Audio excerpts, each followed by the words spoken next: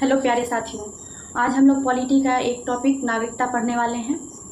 बहुत ही easy topic है, तुरंत आप लोगों को याद हो जाएगा। नागरिकता जो है संविधान के भाग 2 में वर्णित है। संविधान में कुल कितने भाग हैं ये बताइए। संविधान में कुल 25 भाग हैं, लेकिन जब संविधान बना था उस समय 22 भाग थे। तो भाग 2 में नागरिकता की चर्चा की गई है, जो अनुच्छेद 5 से अनुच्छेद 11 के तहत वर्णित है। अच्छा ये बताइए, भारत में एकल नागरिकता है या दोहरी नागरिकता है? भारत में एकल नागरिकता है या दोहरी नागरिकता है? भारत में एकल नागरिकता है, ठीक है। कैसी नागरिकता है? एकल नागरिकता है। अब चलिए एक एक करके हम अनुच्छेद को समझेंगे और साथ मिलकर याद करेंगे। तो अनुच्छेद 5 से शुरू होता है। अच्छा ये बताइए, भाग 1 में किस चीज़ का उल्लेख किया गया है? भाग 1 में किस चीज़ का उल्लेख किया गया है? भाग 1 में संघ एवं राज्य क्षेत्र की चर्चा की गई है। अब चलिए देखते हैं अनुच्छेद 5 क्या कहता है। अनुच्छेद 5 में नागरिकता की चर्चा की गई है। नागरिकता के बारे में कहा गया है अनुच्छेद 5 में। अनुच्छेद 6 में और अनुच्छेद 7, ठीक है, दोनों एक दूसरे से रिलेटेड हैं। अनुच्छेद 6 में ऐसा कहा गया कि जो लोग भारत से पाकिस्तान चले गए या पाकिस्तान से भारत आए, ठीक है, पाकिस्तान से भारत आए लोगों की नागरिकता, आए लोगों की नागरिकता,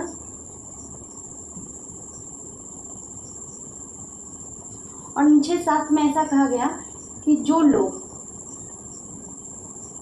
भारत से पाकिस्तान जाने के बाद वापस आए, ठीक है। देखिए अनुच्छेद 6 यह कहता है, ये दोनों जो अनुच्छेद है संविधान बनने से पूर्व की बात की गई, संविधान बनने से पहले की बात है। संविधान कब बन के तैयार हुआ?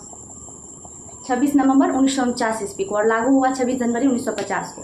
तो उससे पहले की बात है कि जो लोग भारत से पाकिस्तान चले गए, ठीक है, या पाकिस्तान, बहुत सारे लोग ऐसे थे जब देश विभाजित हुआ था तो पाकिस्तान से भारत आए थे शरणार्थी बन के, तो उनकी नागरिकता की बात जो है अनुच्छेद 6 में की गई है, जो पाकिस्तान से भारत आए शरणार्थी थे। और अनुच्छेद 7 में कहा गया कि भारत से पाकिस्तान गए और वहाँ पर उनको जगह नहीं मिला, बहुत सारे सर्कमस्टांसेस थे, वहाँ से फिर वापस रिटर्न आ गए, तो उनकी नागरिकता की बात अनुच्छेद 7 में की गई है। ये संविधान बनने से पूर्व था। अब इन दोनों अनुच्छेद का कोई मतलब नहीं रह गया, ठीक है। अब अनुच्छेद 8 कहता है विदेश भ्रमण करने पर, ठीक है, विदेश भ्रमण करने पर मतलब घूमने पर, भ्रमण करने पर नागरिकता खत्म नहीं की जाएगी, ठीक है। इसका मतलब है कि आप अगर किसी भी बिजनेस टूर से या एजुकेशन के लिए या कोई भी ट्रेनिंग के लिए जाते हो, ठीक है, घूमने के लिए जा रहे हो विदेश, तो आपकी नागरिकता खत्म नहीं की जाएगी, ठीक है। अनुच्छेद 9 कहता है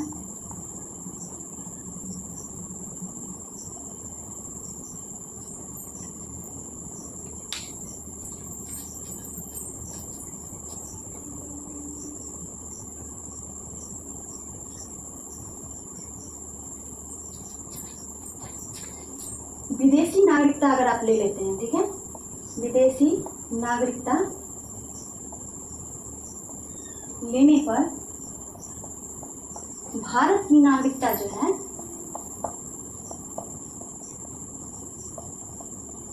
स्वतः खत्म हो जाएगी, स्वतः खत्म हो जाएगी। इसका मतलब ये हुआ कि अनुच्छेद 8 कहता है कि अगर आप विदेश घूमने के लिए गए हो तो आपकी नागरिकता नहीं छीनी जाएगी, आप घूमिए रहिए, अगर पढ़ने गए तो पढ़िए, आपकी नागरिकता नहीं खत्म की जाएगी। लेकिन अगर आप वहाँ की नागरिकता ले लेते हो, जैसे आप अमेरिका गए पढ़ने के लिए, ठीक है, अगर आप वहाँ की नागरिकता ले लेते हो तो भारत की नागरिकता स्वतः खत्म कर दी जाएगी। वो अनुच्छेद 9 में वर्णित है। अनुच्छेद 10 कहता है आपकी नागरिकता बनी रहेगी, ठीक है, नागरिकता बनी रहने की बात की गई है, नागरिकता बनी रहेगी।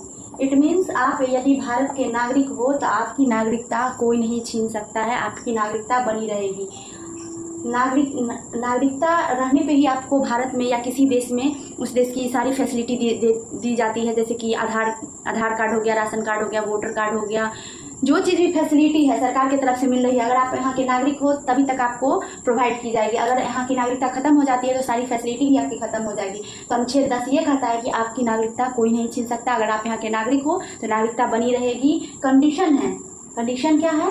देश विरोधी कार्य नहीं, देश विरोधी कार्य नहीं करना है, देश विरोधी कार्य नहीं करना है। ठीक है, दिवालिया ना हो, पागल ना हो। ठीक है, ये सब नहीं रहिएगा तो आपकी नागरिकता कोई ख़त्म नहीं कर सकती। अगर आप कोई देश विरोधी काम करते हो, देशद्रोह का काम करते हो तो आपकी नागरिकता छीन ली जाएगी। ठीक है, अनुच्छेद 11 कहता है कि नागरिकता से रिलेटेड जितने भी कानून हैं, नागरिकता कानून बनाने का अधिकार किसके पास है? संसद के पास है। बनाने का अधिकार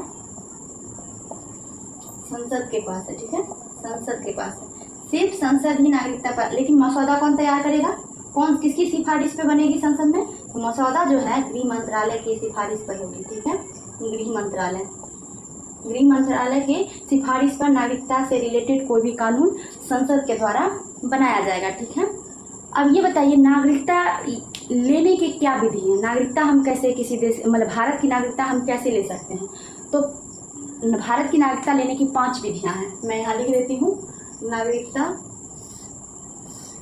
विधि। ठीक है, 5 विधि है नागरिकता लेने की।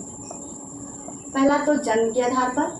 ऐसा कहा गया था कि जो स्वतंत्रता के बाद, मतलब 1947 के बाद जन्म लिए हैं भारत में, उन्हें जन्म के आधार पर स्वतः नागरिकता प्राप्त हो जाएगी।